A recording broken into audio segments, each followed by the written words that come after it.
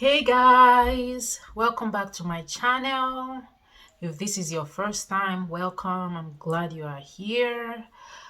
So a few weeks ago, I announced on Instagram. If you follow me on Instagram, that's where I do a lot of announcing that I was going to make a coming to Canada video. So I came to Canada as an international student, a master's student. So this video is going to be based on my personal experience. I will also try to give a little bit of advice on applying for a BSc, but I'm going to specifically focus on applying for a master's degree here in Canada. So sit tight, grab your popcorn, and let's get right into it.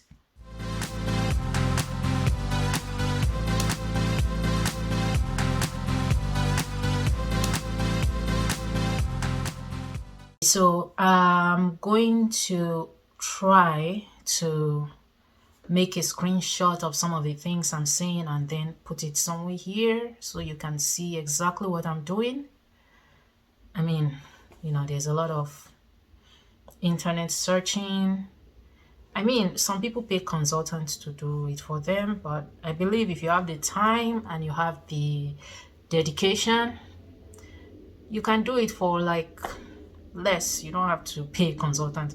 Although if you're not confident in doing the research yourself, then I wouldn't advise against hiring a consultant. But personally, for me, coming to Canada, from the very first step up to landing in Canada, I did it myself.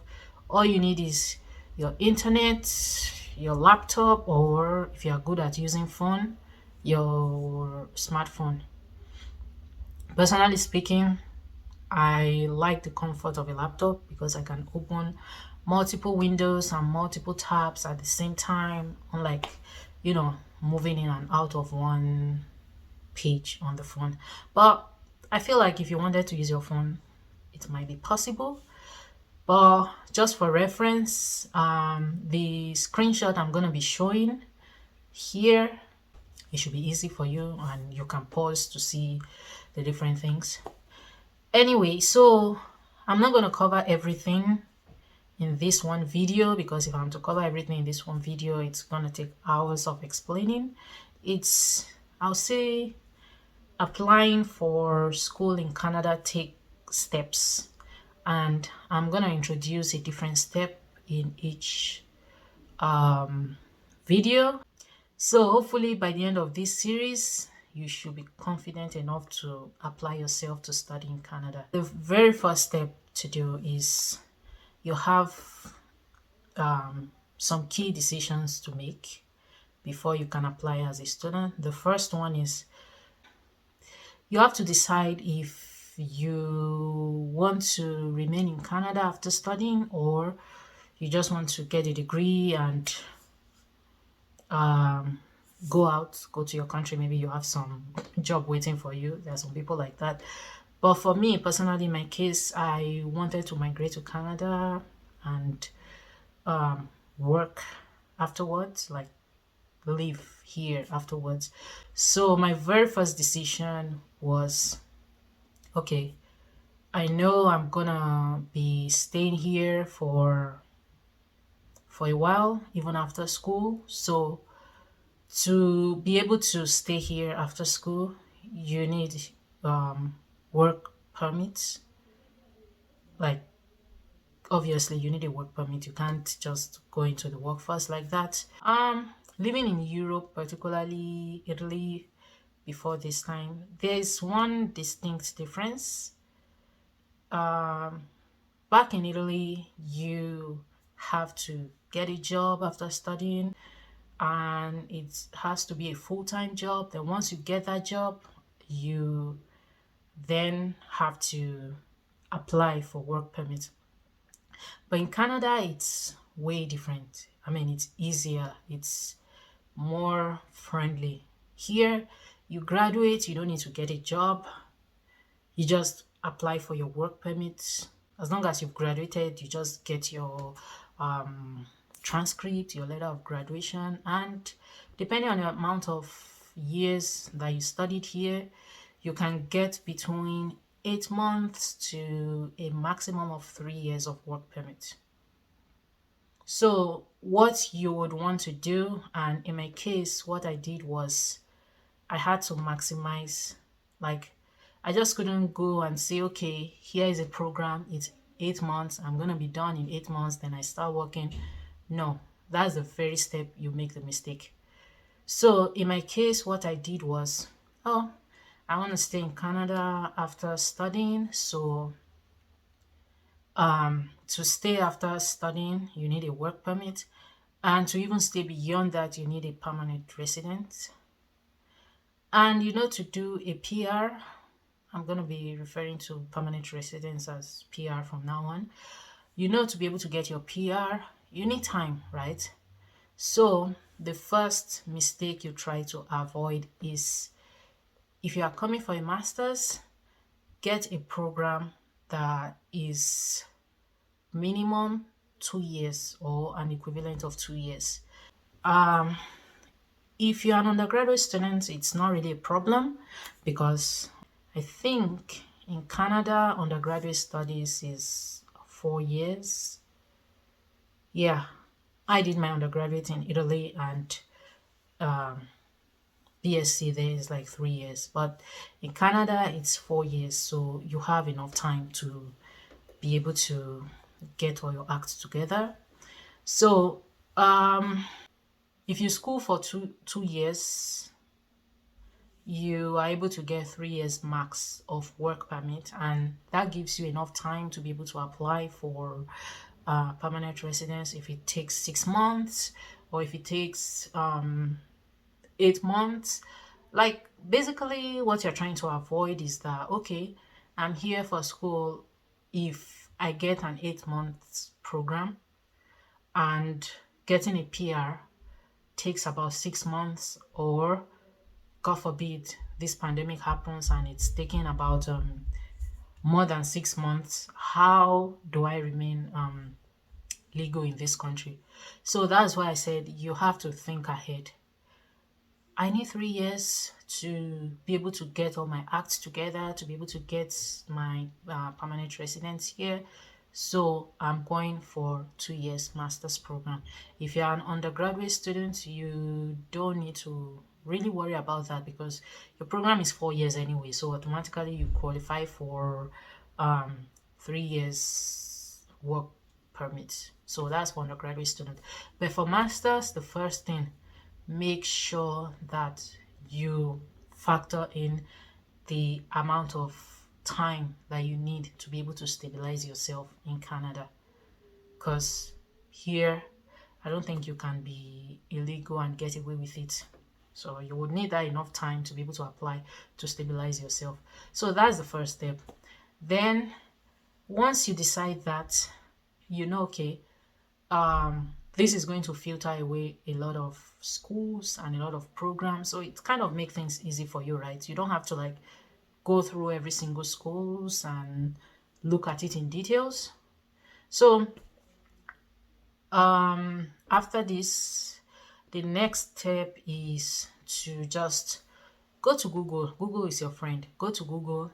Then in the search button, just put universities and colleges in Canada. Once you put that, then I think it ranks it according to the position of the university. If you are immigrating, I don't know if it's for me, it wasn't a big deal if I was to go to the best business school or what. So it depends on you. So I started from the very first school that I find there just to keep things organized. And you want to take a note, right? So that you know the ones you've done. So sometimes I keep like a Word document or Excel and create a lot of columns to be able to show, okay, to be able to compare the different choices I was planning to make. So once you get to this page, you go for the first school, you check it. So I just open the first school, then I go to their graduate program. If you are planning to study BSc, you go for their undergraduate program. And From there, you know your interest, right? You're gonna see a list of the courses. You can decide to filter it by alphabet or something like that. So from there, you choose the course that you want, and then um, so in my case, I was mostly going for management, business. I was going for something broader because I didn't want to be too specific that when I come out to look for a job, it becomes a problem. Like I wanted to be like a bit diverse. Like if I wanted to specialize later, I can specialize later in the future. This is just getting a foothold and thinking about your short and medium term goals. The long term goals, you can figure that one out once you get to Canada. So I didn't waste my time on the long term goals. All I thought about was getting in the school and what comes after that. Then I'll figure the rest out later. Anyway, so I started searching for business management degrees. So what I did was I started to look into this course page. So I might be able to find more than one course in one single university. So what I do is, okay, I gather information about it, look at the course requirement, look at the program requirement, look at the curriculum. Is this something you're interested in? Because if you are schooling in Canada, it better be something you're interested in, because schooling here, it's a lot of work. It's not easy. So if you're not interested in it and you get into it, I don't know, it might not be easy to pass and stuff like that. So from there, I look at, okay, do I like this curriculum? Is this something I think I can prepare and excel in? And then if it's something that I like, I move one step further, and then I look at the um, admission requirements, and I look at, okay, this is what I had from my undergraduate, or if you are doing bachelor, this is what I had from my high school. You look at it and see, okay, do I meet the requirement? Since a lot of school has different requirements, some are higher, some are lower, so you just look at where you fit in. So from there, I looked at, okay, I have these prerequisites, I have this, I have this, I have that. Okay, this can be good. Then I know my price range. I know, okay, if I get a business degree that asks me to pay $80,000 for 1 year or $90,000 for the entire program, I know I'm not going to be able to afford it. So I don't even waste my time on that. I move on. So I just, because unlike in Europe there are a lot of scholarship, but in Canada it's especially for masters, scholarship are like very very rare, especially entrance scholarship. For undergraduates, yeah, you might see some scholarships, but I don't know, I don't think it goes a long way. You still have to look for a lot of the money, so it has to be something that you and your family members can afford. Some people might think, oh, when I get to Canada, I'll get a job, a full-time job, I'm hardworking.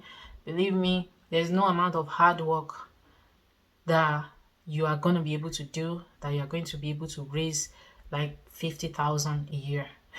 Because you have like a cap on the amount of hours you can do, right? You can't go beyond they give 20 hours of work while you're at school, and you can't go beyond that. So you have to work 20 hours of work, and you might not be able to see a job that you think they are going to pay a high wage. Usually you get jobs where they pay minimum wage, and I can tell you, at the back of your mind, have it in mind that this job is going to pay for my living expenses, because it's never going to pay for your tuition unless you are in Newfoundland, where they pay like $1,000 or $2,000 for per semester.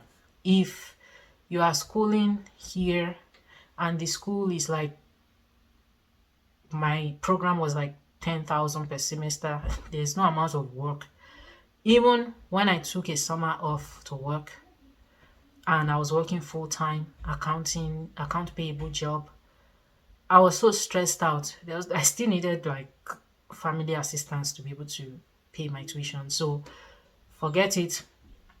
You have to be able to go for something you know that you are going to be able to afford, because there's no amount of work here that you are going to be able to work that will be enough. You can't go beyond 20 hours, so there's no way. If you are working a $15 per hour, let's say minimum wage, for example, I live in Alberta and minimum wage is $15. If you get a job at a supermarket, you get $15 an hour. Times that by 20 hours and multiply that by 4 weeks or so, or by 2 weeks to know what you get bi-weekly. It's never going to be enough, because you still have to pay for your rent, you still have to pay for your phone bills, you still have to pay for your insurance. So there are so many things. So it's usually better for you to find your means of your financial means before you decide on the school. If you know you are going to be able to afford a 5,000 per semester kind of school, that is what you should focus your time and energy searching for. So in my case, I already had to speak with family to see how possible things are. Oh, sorry. I forgot to tell you, before I look at the requirement, I look at the fees first, because you don't have time to waste on something that is not going to be important to you. So I look at the fee first. If it's within my means, then I go ahead and look at the course requirement, the program requirements, yeah, stuff like that. Then if the fee is okay and the program requirement is okay, then I put it in a pile. Okay, this is my yes pile. So then I move to the next school. Like, you can't just find one school and you think this is my yes pile, then you stop there. No. You have to have multiple schools, because even the schools can tell you no. So you have to have multiple backup plans, right? So in my case, I had a couple of schools that were my yes pals. So in the next video, it's gonna be about contacting the school, applying, and all those, anything that is focused on the school.